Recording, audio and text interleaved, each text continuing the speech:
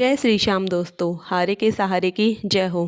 क्या आप सभी को पता है खाटू श्याम बाबा कौन है? कौन है ये ऐसे देवता?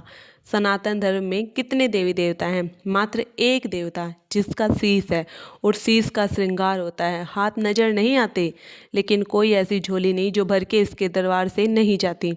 ऐसा क्या करिश्मा है, ऐसा क्या चमत्कार है? बाबा श्याम की पावन पवित्र कथा सुनाने जा रही हूँ। मात्र 10 मिनट लूँगी आपके, लेकिन 11 मिनट आपको ये महसूस कराऊंगी कि हम अकेले नहीं हैं। हमारे साथ खाटू वाला श्याम बैठा हुआ है। जो कथा सुनाना चाहते हैं, जो कथा सुनना चाहते हैं, वो चाहे ना चाहे लाइक करिएगा, ना ही सब्सक्राइब करिएगा। बस ध्यान लगाकर सुनिएगा। मेरा भरोसा है जिसने भी ये कथा सुनी उसको बाबा श्याम ने अपनाया है। और जो कथा सुनना चाहते हैं, मात्र एक बार इजाज़त के रूप में कि मैं आपको कथा सुना दूं, तो जय श्री श्याम बोलकर बता दीजिएगा और कह दीजिएगा, हारे का तू सहारा सावरे, हमने भी तुझको पुकारा सावरे। हारे का तू सहारा सावरे, हमने भी तुझको पुकारा सावरे। और ये कथा सुनने के बाद आपका जो दोस्त है उनको ज़रूर शेयर करें, ताकि उनका भी खाटू श्याम बाबा भला करे। तो बोलिए, खाटू नरेश की जय हो। चलिए अब मैं आपको कथा सुनाती हूँ। ये कथा शुरू होती है महाभारत के उस युद्ध से जो युद्ध हुआ पांडवों और कौरवों के बीच। कौरवों की रखवाली कन्हैया के बीच कौरवों की रखवाली कन्हैया की सेना कर रही थी, और पांडवों की रखवाली कौन कर रहा था? स्वयं गोविंद। कौन है ये खाटू वाले श्याम?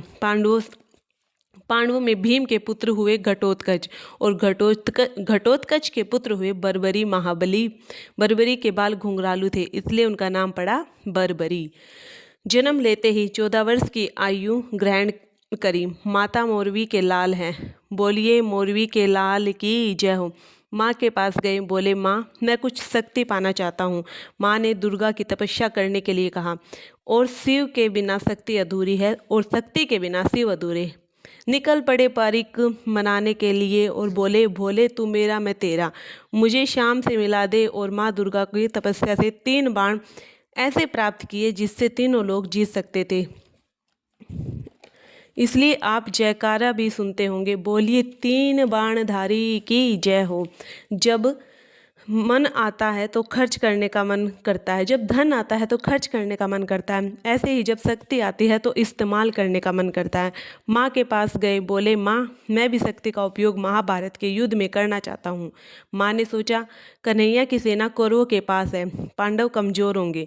बोली, बेटा जा, मगर 2 वचन देकर जा। पहला वचन, जो युद्ध में हारेगा तो उसका सहारा बनेगा।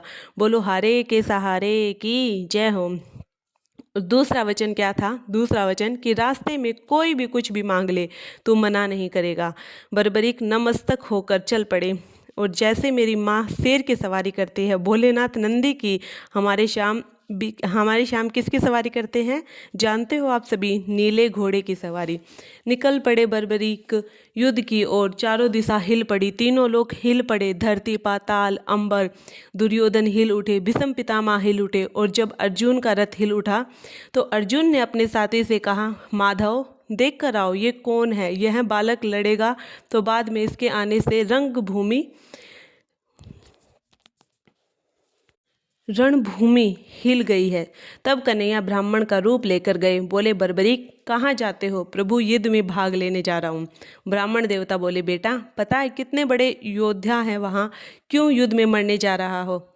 बर्बरीक बोले, जिनके हौसले बुलंद होते हैं वो उम्र नहीं देखा करते, निकल पड़े हैं सफल हो जाते हैं। जब भगवान की कृपा होती है तो बोल बेटा, ऐसी कौन सी शक्ति है जो लड़ने जा रहा है? बोले, प्रभु मेरे पास वो 3 बाण हैं जो पूरी दुनिया को हिला सकते हैं। बोले, अभी तो खेलने कूदने की उम्र है, कहाँ मरने जाता है? बोले, प्रभु आदेश कीजिए, एक ही बाण चलाऊंगा, ना जाने ना जीतने वाला बचेगा ना ही हारने वाला। बाबा ने बोला, साबित करके दिखाओ। सामने पीपल का पेड़ था। प्रेमियों, चढ़ाया पतंचा पर बाण, और एक ही बाण से पूरे पेड़ के लाखों पत्तों में छेद कर दिए। एक पत्ता कृष्ण ने अपने पैर के नीचे दबा दिया, क्योंकि कन्हैया ने पांडवों की माँ को वचन दिया था कि तेरे 5 बेटों की रक्षा मैं करूँगा। जब सारे पत्तों में छेद कर दिया तो बाण ब्राह्मण के पाँव के ऊपर घूमने लग गया। बर्बरीक बोले, प्रभु पाँव हटाइए। एक पत्ता आपके पाँव के नीचे है। ब्राह्मण देवता मान गए, अगर ये युद्ध में चले गए तो सबको ढूंढ ढूंढ कर मारेगा। बोले बर्बरी, किसका साथ दोगे? बर्बरी बोले, प्रभु मैंने मेरी माँ को वचन दिया है, जो भी हारेगा मैं उसका साथ दूंगा। ब्राह्मण देवता बोले, बेटा ये कैसा वचन दे दिया? अगर तू पांडवों के साथ हुआ तो कौरव हारने लग जाएंगे तो कौरवों के पास चला जाएगा, और कौरवे के साथ हुआ तो पांडवों के पास चला जाएगा। बर्बरीक हाथ जोड़कर खड़े हो गए, प्रभु अब आप ही बताइए।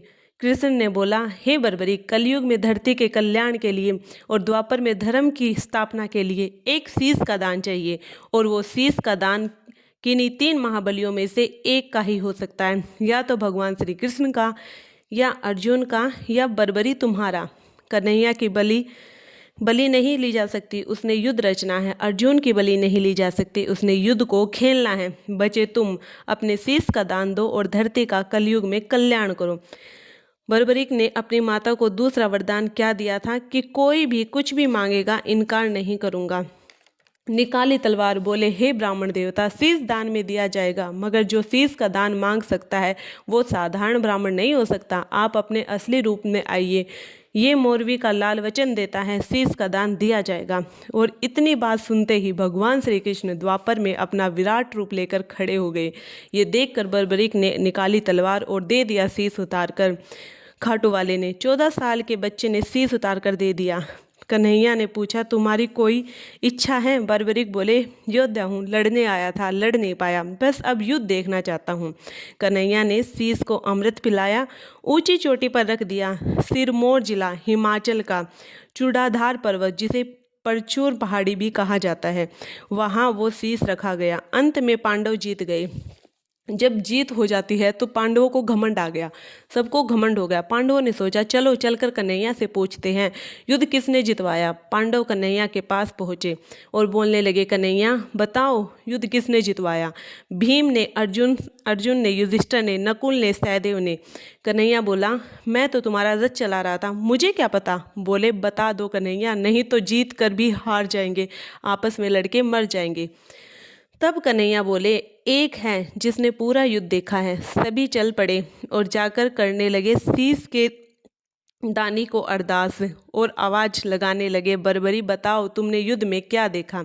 बर्बरी के शीश में आवाज आई, मुझे इस युद्ध में कुछ भी नजर नहीं आया, जिधर देखा वहाँ कृष्ण नजर आया। और बोले, पांडवों, युद्ध में मरने वाला भी कन्हैया था और मारने वाला भी कन्हैया था।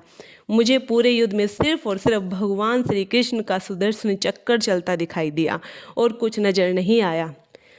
यह बात कन्हैया को इतनी पसंद आई कि वरदान दे दिया, जाओ बर्बरी, जिस शीश को मैंने अमृत पिलाया था युद्ध देखने के लिए, तुम्हारे इस शीश को सदैव के लिए अमृता का वरदान देता हूँ, और कलयुग में तुम मेरे खाटू श्याम के नाम से पूजे जाओगे। ये श्याम का नाम का वरदान देता हूँ, और जो वचन हारे का सहारे का दिया है, तुम्हारे दरबार में जो भी हार कर आ जाएगा, दुनिया की कोई ताकत उसे दोबारा हरा नहीं पाएगी।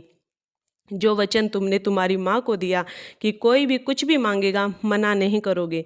तेरे दरबार में किसी भी उम्र का, किसी भी जात का कोई भी आ जाएगा, अपनी औकात से 10 गुना बढ़कर लेकर जाएगा। ये वही खाटू वाले श्याम जी हैं जो सबकी मनोकामना पूरी करते हैं। कृष्ण भगवान ने कहा, जो तेरी कथा सुनकर तेरे दरबार में आएगा, उसके सारे कष्ट मिटा देना। कृष्ण भगवान ने कहा, जैसे जैसे कलयुग बढ़ेगा, तेरी पूजा हर घर में की जाएगी। जैसे ही कलयुग प्रारंभ होगा, मेरी 16 की 16 कलाई तुम्हारे इस शीश में विराजित हो जाएंगी। और मेरा बाबा कभी भी किसी का क्रेडिट नहीं रखता। खाटू के राजा ने खाटू का मंदिर बनवाया, आज भी बाबा अपना जयकारा नहीं लगवाता, उसी का जयकारा लगवाता है, खाटू नरेश की जय हो। श्याम भक्तों, ये है खाटू श्याम बाबा की कहानी। अगर आप सभी भक्तों को अच्छी लगी है तो आगे शेयर करें। नमस्कार। हारे के सहारे की जय हो।